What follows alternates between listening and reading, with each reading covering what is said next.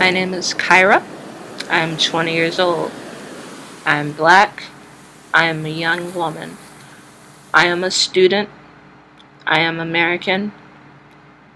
These are just a few of my identities that have played a part in shaping who I am. Growing up, the two most important things I was taught was to treat others how I would want to be treated, and there's always somebody who has it worse off than you, so take the time to help others. These lessons have caused me to be thoughtful in my actions and making sure that I fully consider my actions when interacting with others.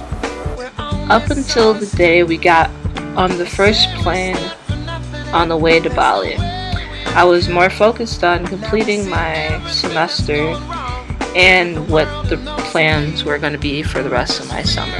This left me with very little preparation. I usually like to know exactly what is happening, so I know what to expect.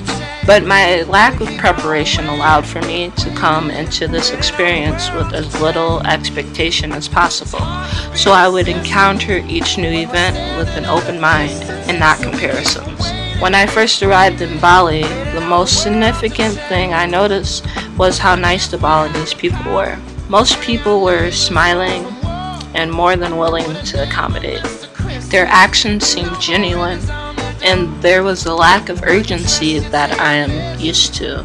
From Denpasar to Badulu and Ubud, people were always generous with their time and found joy in being hospitable.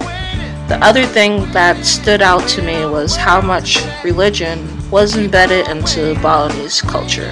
I had to quickly adjust my actions in order to respect their culture. Things such as making sure not to step on offerings on the street and taking my shoes off when stepping onto a raised floor. These gestures were very small burdens to me, but meant a great deal to the Balinese, that I respected their culture, even though it was not my own. While most of my experiences in Bali were demanding, the weekend in the village was the most challenging part of the trip for me. Before we even got to the village, we had to walk there while it was raining heavily for the majority of the time. So by the time we arrived, I was drenched and hot. The village differed greatly from Lagawa and even from Budulu. The bathrooms were far from Western, the area was rural, and due to my limited Bahasa, I wasn't able to communicate very well with my village homestay family. After my initial encounter with the village, I thought to myself that I could either be miserable or I can try to think positively and attempt to enjoy the adventure. I chose the latter. I realized that even though the village was far from anything I've ever experienced, I was able to try things I never have before. I got to play the gamelan, prepare food from plants we picked ourselves, and make coconut bowls, just to name a few. It's fitting that happiness is one of the themes of the course, because if there was one word I would use to describe Balinese people, it would be happy.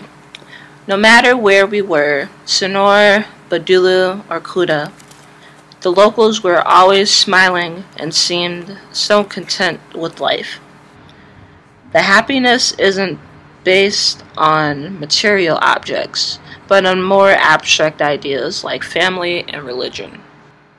Witnessing and participating in a culture other than my own forced me to consider what is necessary for my own happiness.